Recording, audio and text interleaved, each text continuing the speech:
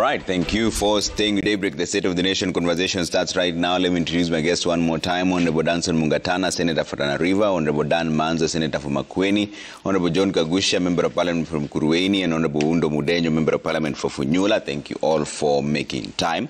Let's start off with the front page of the Daily Nation. Exposed the 149 MPs who failed Kenyans.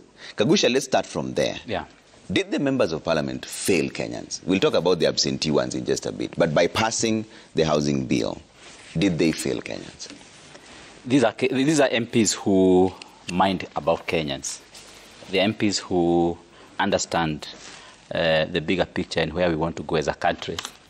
And when you want to get a baby or deliver a baby, it can never be labor-free. I mean, labor pain-free. We expect that for you to get results, you need to work hard and you need to work towards that. For you to be able to harvest, you must be able to plant. And you cannot lazy around during the planting season and still hope to harvest when it comes to harvesting. As Kenyans, we need to go through the pain of plowing the land, harvesting the seed, watering the seeds and ensuring that they get to germinate and get to flower, and eventually we have a harvest. That is a bigger picture in this. And if we do not get to understand that, eventually we will not have anything to build on. And so an investment in the housing project, and definitely including paying the housing levy, which, to be fair, is not just a Kenya Kwanza arrangement or thinking. The 1.5% housing levy was also in the ODM or the Azimio manifesto that they gave to Kenyans that time. And to be fair, that is something that cuts across all the political divide. Everyone had that in their manifesto, because our economy, of course, need to be jump-started. It need to be revived. It need to be given a job so that it can be able to come up more strongly. Yeah. And this is a way that Kenyans are going to get employment. This is one of the ways that manufacturers are going to sell their products for construction. And once we have Kenya as a construction site, then you can be sure that the economy will be thriving. Case in point, if you go to Mukurweini town today, we are doing a storied market. And in this storied market, it's going to be some kind of our small aggregation center for Mukurweini. And we have a lot of young people now who are already engaged in that work. Okay. I can tell you, those people who in Mukurweini sell stones, sell sand, sell cement, hardwares, they are going to have a serious injection into their work, into their businesses, because so much money is coming to that not very big town in these construction arrangements that we have. All right. And for that reason, the economy of Mukurweini town starts to grow. Okay. Now, look at the bigger picture. Once this market is completed, what is going to be happening is that the farmers are going to be bringing their produce to the market, and they are going to find their buyers there. And you can now see us introducing a chain of growth, economic growth and prosperity. And that is just a very small part of that. Okay, we'll get into the amendments in just a bit also, but talk about that. But Undo, did members of parliament fail Kenyans? Yes, members of parliament failed the Kenyans. Failed the Kenyans in a big way, because Kenyans were looking upon them to save them from the hard economic situations. Kenyans are suffering. Adding the burden on taxation is a killer blow. And looking at even the way the act, now the current act is framed, going after every single Kenyans, Mamamboga, Abedo people, and people who live in small businesses, and asking them every day to declare what income they have made so that they are taxed at 1.5% is an overkill. Indeed, we have failed the Kenyans, and we, the MPs, will carry the burden, will be haunted for many, many years to come. When you listen to the narrative from the Kenya Kwanza group, the housing is not about housing. is indeed about creating some imaginary jobs, some short-term imaginary jobs. A Kenyan does not need a short-term imaginary job. A Kenyan wants a permanent source of income. We are losing the bigger picture. Yeah. Why would you, honestly speaking, produce all those houses, dump them in the market at any given one time without undertaking a needs assessment? And indeed, it was a sad day, both on Tuesday and yesterday, when Kenya Kwanza Group, due to what they call tyrant of numbers, would total disregard to parliamentary procedure, rammed through the process. And indeed, we raised the matter on Wednesday, on Tuesday, that ordinarily, after the second reading, there's normally given a bit of time, so that we can go review what members have presented on the floor, so that we go to the third reading. Essentially, now what we have reduced Parliament to a conveyor belt. Essentially, the second reading is being rendered a farce. It's being rendered useless, because whatever then we say is purely storytelling. There's nothing. Because we're not in a good parliamentary system. After the second reading, the committee needs to pick Hansard, synthesize what the members of parliament have said during the second reading, combine what the members of the public have said, and then through that, come up with the committee stage amendments, in which now every member can see, yes, what I said matters. What the members of public said matters.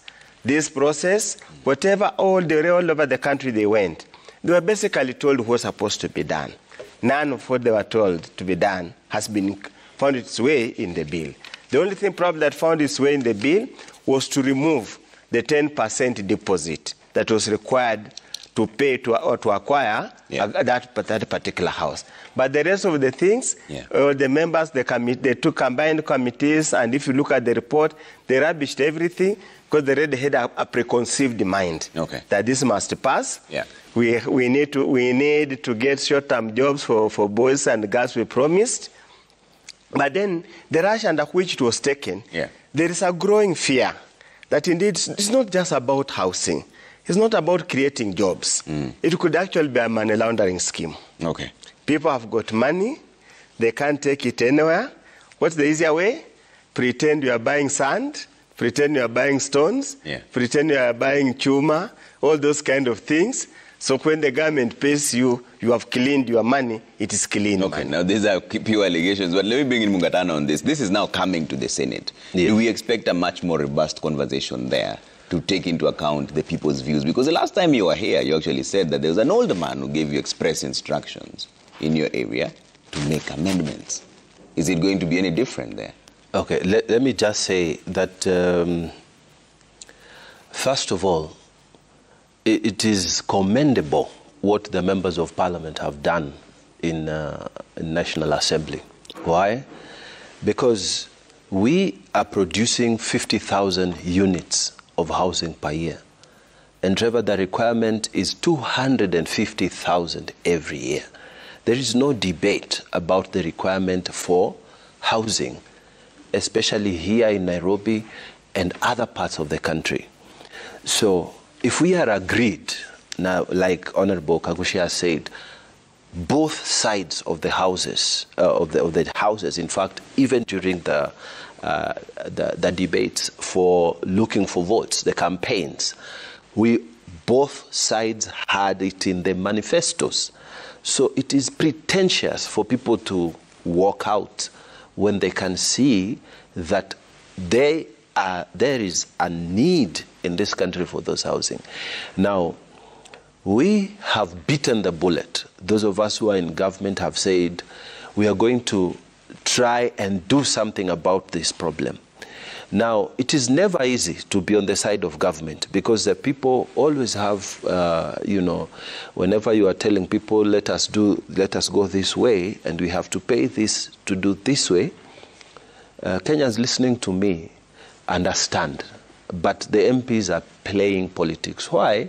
Because if you want to buy a car as an investment, if you want to start a butchery as an investment, if you want to start a matatu as an investment, you know that you have to make a deposit, you know that you have to sacrifice even if you are going to buy it cash, you have to sacrifice over a long period of time for you to create the necessary capital for you to put in the investment.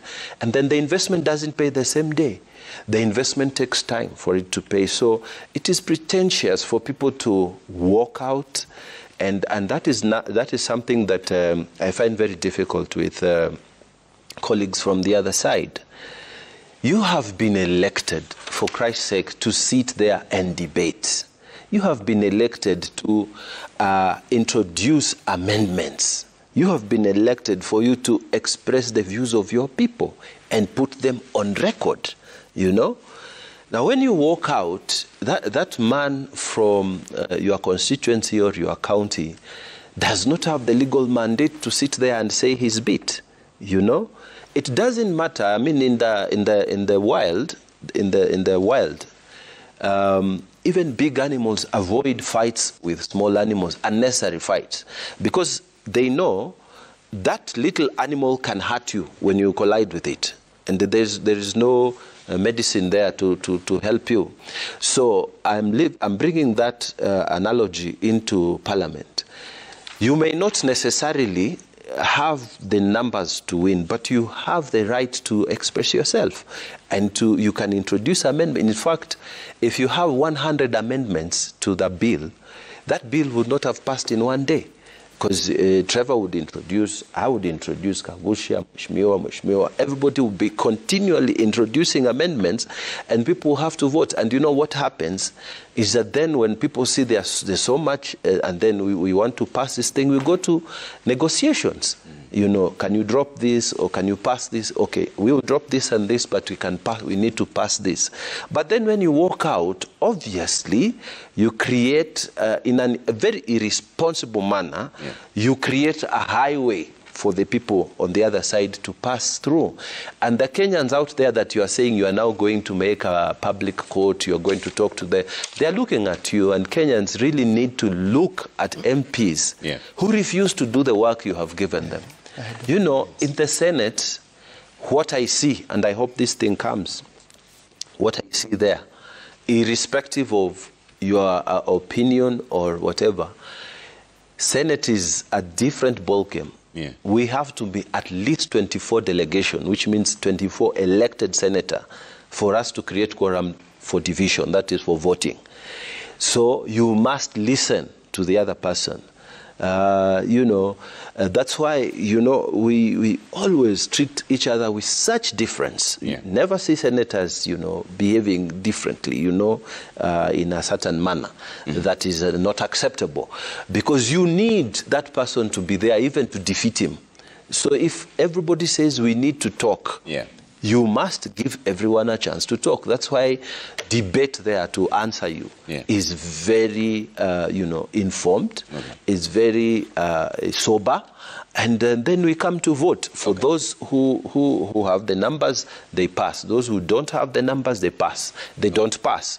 To answer you, I think I'm one of the very serious senators in that house, and I will look at the bill. We will look at the amendments. There are things that need to be amended. If there are things that need to be amended, remember it has already passed through amendments in the National Assembly. So maybe my amendments were taken care of. Maybe the things I was worried about have been addressed or have not been addressed. If they have not been addressed, we will introduce amendments. Remember. So have you had a chance to look at it? No, they have just finished it, you know, last night. So when it comes to the House, then we have our chance to look at it. But remember, even the health bills, when they brought the health bills to Turkana for debate, I was one of the people who introduced amendments to one of those bills. So there is time for us to have a look, and then if there is anything that we need to look at, we will introduce something. Okay, let me bring in Manzo on this. Manzo, did the members of Parliament fail Kenyans? Yes, in my thinking, they have failed Kenyans. You have to sit there, introduce amendments and debate them. I'm suspecting that they found themselves in a situation whereby it is obvious what is going to happen, and probably there was no need to waste time having you know, information that the president gave stern directives when he made the parliamentary group and said, I want total loyalty from you, and directions are being given, you know, from a different source. And therefore, Honorable Kangusha, you know, all these are my very good friends, and we have a lot of respect for each other. Found himself in a very difficult situation, just to rubber stamp. And if it is just rubber stamping, it's most unfortunate. Now, the history of this bill is that it had already been taken to court before. It was in the Constitutional Court. The courts found that the constitutional threshold was not met, public participation was not done, and some of the, you know, when you introduce amendments or issues which were not there before, then you must go back to the public. And amendments had been snitched in the National Assembly. So we are doing round 2 now, having been to court, and Parliament having been directed what to do. And in fact, it was even acting against court orders, you know, when they were preparing some of these things. So when it comes to Senate, we are going to look at it soberly. I have to represent the people of Makueni. I have to vote for it or against it, you know, as a delegation for Makueni. And I will be responsible enough to sit throughout. There's no time Makueni will be called or I'll be called to vote, and I'm not available, unless, you know, for reasons beyond me. And therefore, that responsibility is important. There should have been enough headache to the government. Correct. There are many, many things which are wrong with this bill. And I can assure you this is not the system in Rwanda, where they're also building houses for the less privileged. When they remove them from a piece of land, they build the houses, and then they take them back. What happens here if you are removed from where you've been staying? These are so-called affordable houses that are not affordable for the poor people are done, then you never find yourself there. It is other rich people who, you know, come back to occupy these houses. There are so many things unexplained about these, and what is happening, this is a big thuggery. It is theft of public funds and the failure to balance it across the country. There are still so many unconstitutional things, and I'll tell you one of them. First of all, not everybody is paying this levy equally. So if it is pay the levy, we must all pay equally. The moment you treat people differently, discriminatively, then that fails the constitutional test.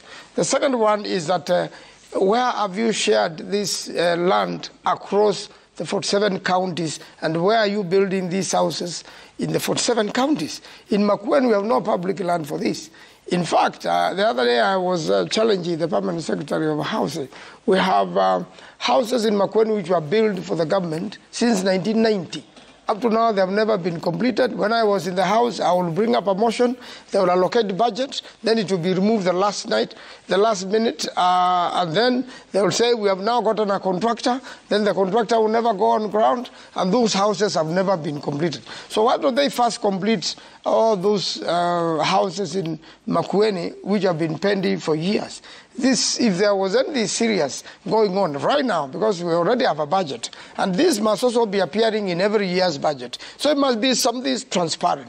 The truth of the matter is somebody is going to supply cement, somebody is going to supply rocks, somebody is going to supply building material, and they are going to pretend that they are creating jobs for the less privileged.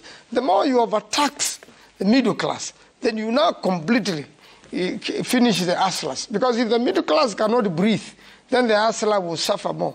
If the middle class have no spare money to give Kibarua or Boda man, you know, a ride, could pay for a ride, if he has to walk because all the monies have been taken away by the government. But we have no problem with taxation, so long as the money is working for the people. Now we have taxation. We don't know where the leakage is. There's no money in the country. The president is crying, and yet he has taken all the money from. Where is the money? If you tax us, let us see the money. Let us see it working. There are no roads being constructed. There are no houses being constructed. You know, when it comes to the health thing, it's another mess. So we have a mess after mess after mess. There is no president in the world, and there is no government in the world which has ever survived by overtaxing the middle class and by overtaxing his people. I am very sure, just as the president has said before, I want to repeat his word, and Isaiah 10, his day will come because he has made bad laws. He has forced Parliament to make bad laws. They have made the people unhappy. They have made God unhappy. His day of wrath is coming, and you'll face the wrath of Kenyans. You saw what happened to the same MPs when they went to Naivasha.